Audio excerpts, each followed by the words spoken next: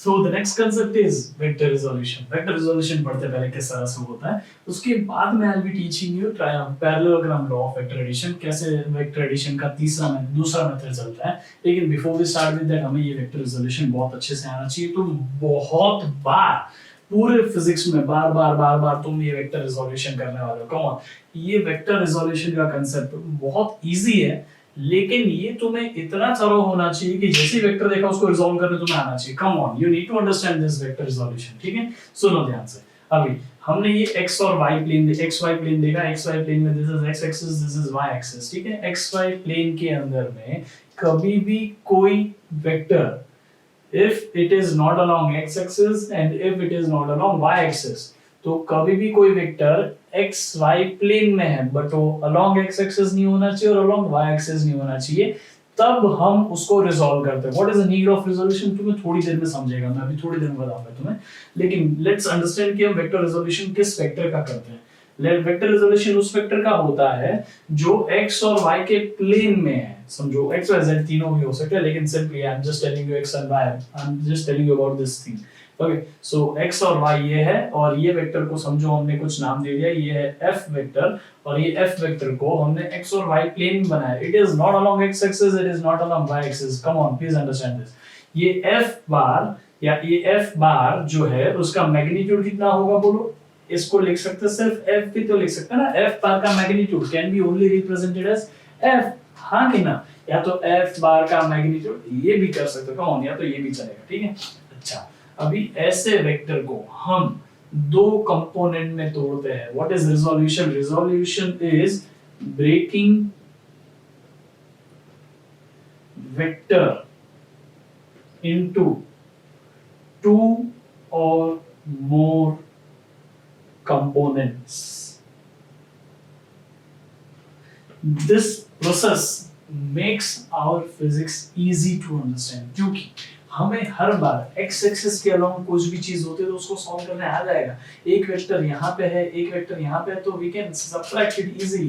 पर एक वेक्टर यहाँ पे है, एक वेक्टर यहाँ पे, तो उसको subtract ऐड करना डिफिकल्ट पड़ता है. there is a method, but अभी के लिए मैं सिर्फ तुम्हें इतना बता रहा हूँ कि हमारा ये जो वेक्टर है वो हमारा काम डिफिकल्ट कर देगा अगर वो अलोंग x एक्सिस और अलोंग y एक्सिस नहीं है तो. समझेगा? तो उसको कैसे x एक्सिस और y एक्सिस में लाया जाए. ठीक है, सुनो ध्यान से. पहले मैं तुम्हें बहुत इजी सिर्फ मैग्नीट्यूड के टर्म्स में बताऊंगा, फिर उसको वेक्टर के टर्म्स में बताऊंगा, क्योंकि हमने पहले से वही तरीका रखा है ना. Let's understand what about magnitude.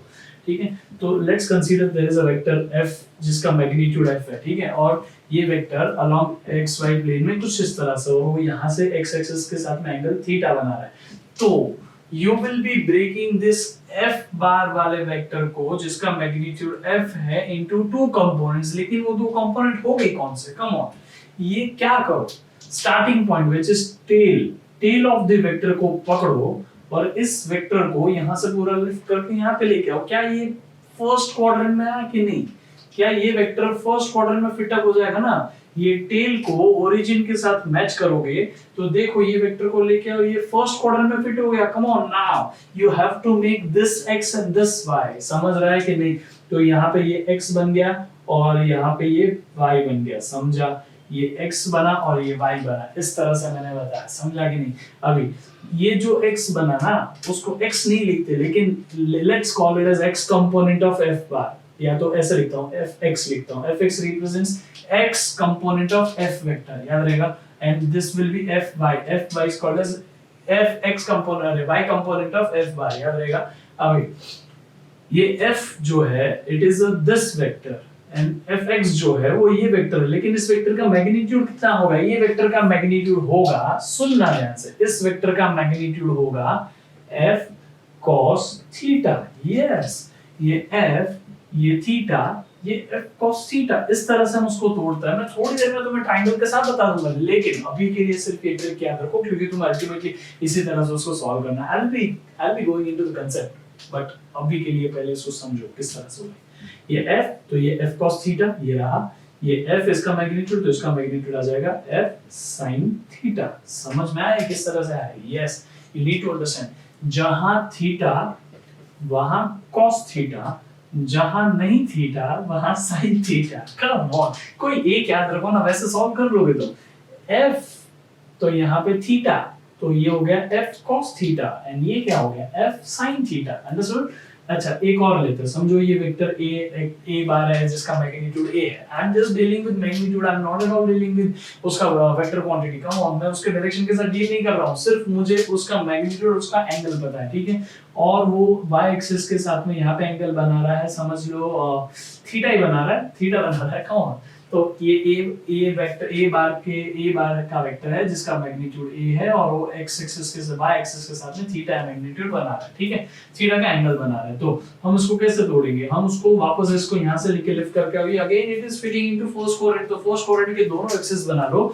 तो ये हो गया हमारा y एक्सिस, मतलब component of a along y, और ये हो गया x axis which is component of a along x। इसका मैग्नीट्यूड कितना, इसका मैग्नीट्यूड कितना, याद रखो यहाँ थीटा वहाँ cos थीटा, जहाँ थीटा वहाँ cos थीटा। यस, तो ax की वैल्यू आएगी, एक मिनट, यहाँ थीटा नहीं है, यहाँ थीटा है, तो पहले जहाँ थीटा है वो लिखो, a जहाँ थीटा वहाँ cos थीटा, तो ये हो जाएगा a cos theta and this will be a sin theta. Come on, this is a magnitude यार, a इज अ नंबर, कोई तो नंबर है ना, a मैग्नीट्यूड है, देखो a वेक्टर का मैग्नीट्यूड है ना ये, और cos theta sin theta even itself number ना, cos थीटा और sin थीटा के वैल्यू देखो 0 7 के बीच में होते हैं। यस, तो वही तो बोल रहा हूं मैं कि ये भी एक नंबर है, ये भी एक नंबर है, लेकिन जहां थीटा है वहां cos थीटा है, जहां थीटा नहीं है वहां sin थीटा है। लेकिन किसका cos थीटा, a का cos थीटा, यहाँ पे किसका sin थीटा, a का sin theta, a into cos theta यहाँ, a into sin थीटा यहाँ। याद रहेगा, जहां cos थीटा लिखोगे वहां एंगल का वहां पता होना चाहिए, याद रहेगा। कम ऑन, एक और करता हूं, चलो।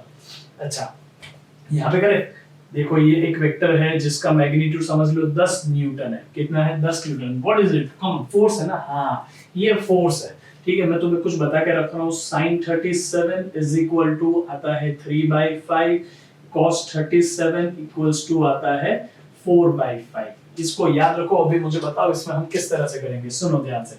यहाँ पे x एक्सिस के साथ it makes 37 degree with x axis 10 Newton, along x axis वो बता रहा है कितना 37 डिग्री। कम ऑन, इसको रिजॉल्व करना है। ये इसको यहाँ से पिक करो, ये क्या है, उसका टेल है, टेल को ओरिजिन के साथ मैच करो, क्या है यहाँ पे फिट अप होगा, यस यहाँ पे फिट अप होगा ना। तो मुझे बताओ ये x और ये y, ये तुम्हें लेना पड़ेगा, समझ रहा है कि नहीं।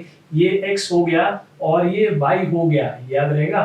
तो ये हो गया 10 का x कंपोनेंट, 10x, बस ये रिप्रेजेंटेशन, वरना ये 10x को कुछ मतलब का नहीं है, चलो मत लिखो, ये y भी मत लिखो, इसको भी कुछ यूज नहीं है, ठीक है। तो x और y जाने दो, ये 10 है, ये 37 है, this will be 10 cos 37 and this will be ये 10, तो ये आ जाएगा 10 sin 37। समझ आ के नहीं, ये कितना हो गया, कम ऑन, 10 cos 37 कितना, cos 37 is 4/5 into 4/5, 5 और ये 2 हो गया, 2 into 4 8 आ गया, समझ रहा है। तो दूसरा यहाँ पे बताओ ना, ये हो गया 10 into sin 37, sin 37 कितना 3/5, 3 into 3/5, 5 और ये 2, 2 into 3 6, तो ये 6। मतलब अगर मैं इसको यहाँ पे रिप्रेजेंट कर रहा हूँ, कम ऑन, ये 10 न्यूटन का वेक्टर अगर 37 डिग्री बनाता है x एक्सिस के साथ में, तो ये दो कंपोनेंट में तोड़ा जाएगा, एक along x axis which is 8 Newton and एक along y axis which is 6 Newton. तो 10 Newton vector can be replaced by two vectors which is 8 newton and 6 newton along x and y respectively, x and negative y respectively I should say। समझा कि नहीं। 10 Newton vector को मैंने कैसे 6 Newton और 8 Newton के दो वेक्टर में तोड़ दिया। This is 10 Newton vector resolved into two component which is 8 newton along positive x and 6 newton along negative y। समझा कि नहीं ये किस तरह से हुआ। एक और लास्ट एग्जांपल, चलो सुनो ध्यान से। यहाँ पे हुआ ये मेरा 20 न्यूटन है, दिस इज एंगल 53 डिग्री, ठीक है। दिस इज एंगल कितना 53 degree. I'll tell you what is sin 53 cos 53। सुनो ध्यान से।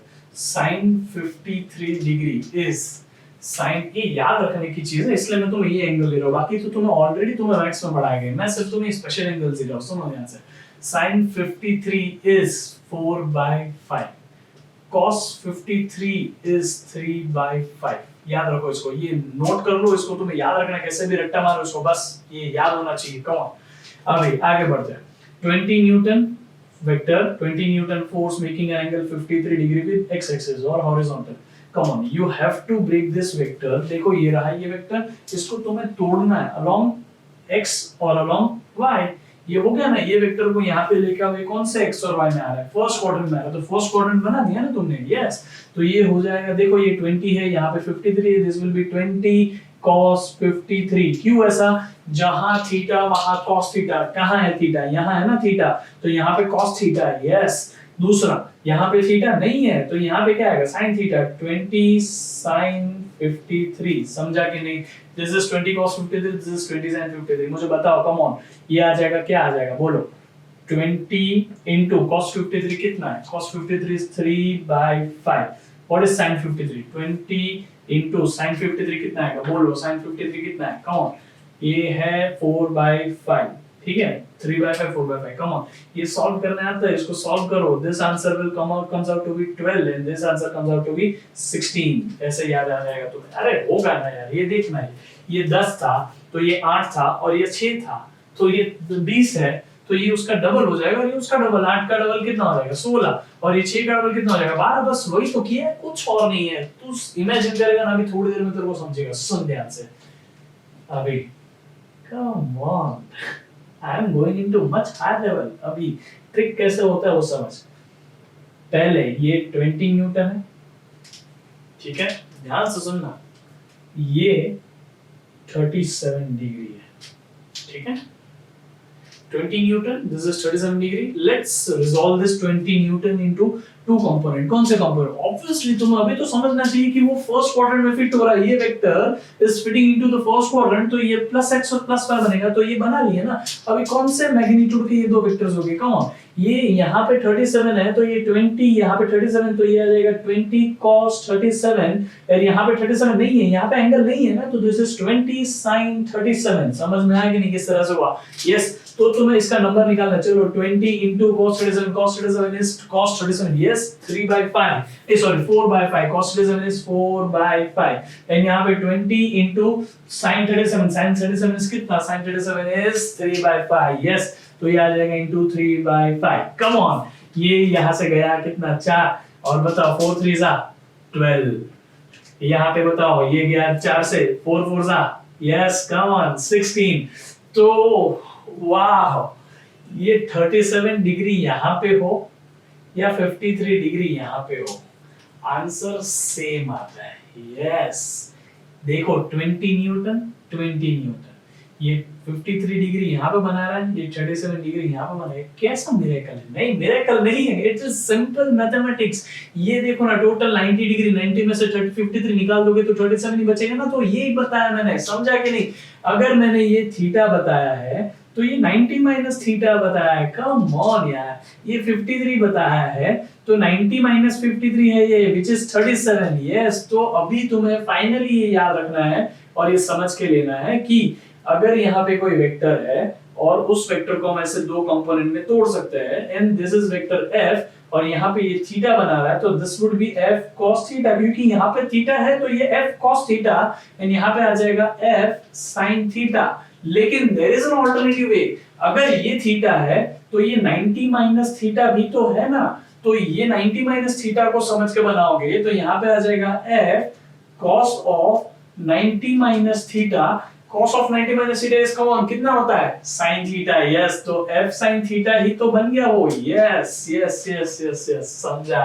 अच्छा एक और ट्राई करते हैं, चल ये f ये 90 माइनस थीटा यहाँ पे है, तो यहाँ पे तो cos थीटा लिया था ना, cos of 90 माइनस थीटा, लेकिन यहाँ पे क्या लेंगे बोलो, f sin of 90 minus theta, बोलो ये क्या होगा, कम ऑन बोलिए क्या है, sin of 90 minus theta is what, cos theta, hence this is f cos theta. तो answer comes out to be same, तुम थीटा लो या 90 माइनस थीटा लो कोई फर्क नहीं पड़ता, इसलिए मैंने 53 लिया तो भी आंसर वही है, 37 लिया तो भी आंसर वही है। तो तुम्हें अगली बार में अगर 30 के साथ करना हो तो अपने आप को 60 के साथ हो जाता है। सुनो ध्यान से, अगर यहाँ पे मैं बताऊं ये तुम्हें 10 न्यूटन समझो, 10 न्यूटन नहीं ले रहे या तो कोई भी एक ले लेते, एफ ही ले लेते, चलना नॉर्मल वैल्यू ले लेते कोई भी।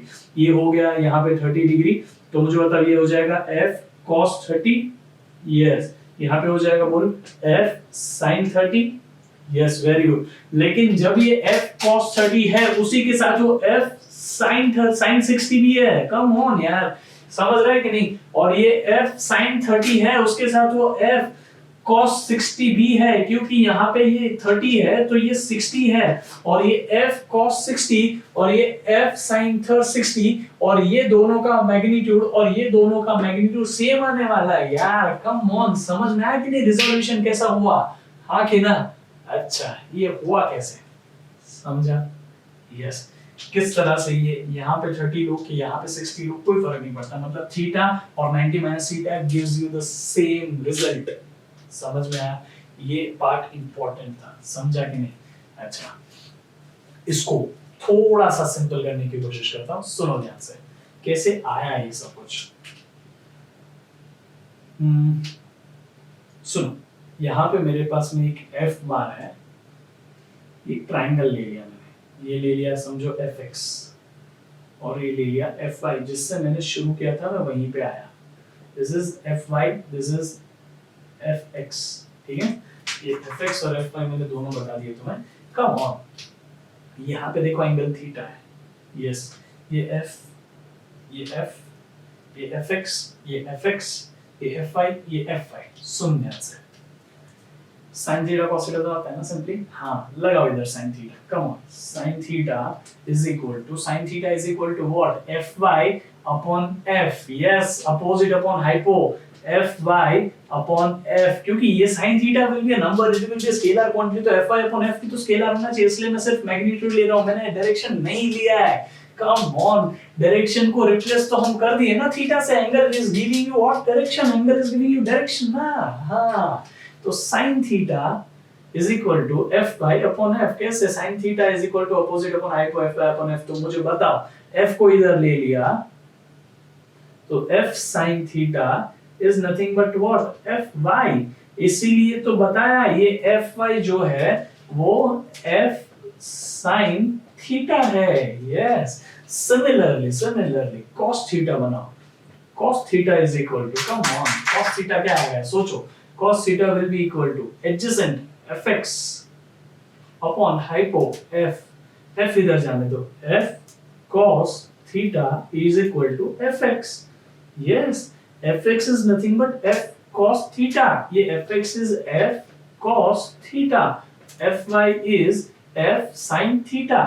देखो ये f का f, fx की जगह f cos theta, yes, ये रहा, और ये वेक्टर को पैरेलली यहाँ पे बनाया, कोई फर्क नहीं पड़ता, you can shift a parallel, you can shift a vector along a parallel direction, जब तक वो वेक्टर को पैरेलली शिफ्ट कर सकते हो, कोई प्रॉब्लम नहीं है, जब तक हम उसके पॉइंट ऑफ एप्लीकेशन की बात नहीं कर रहे, याद रखो इसको।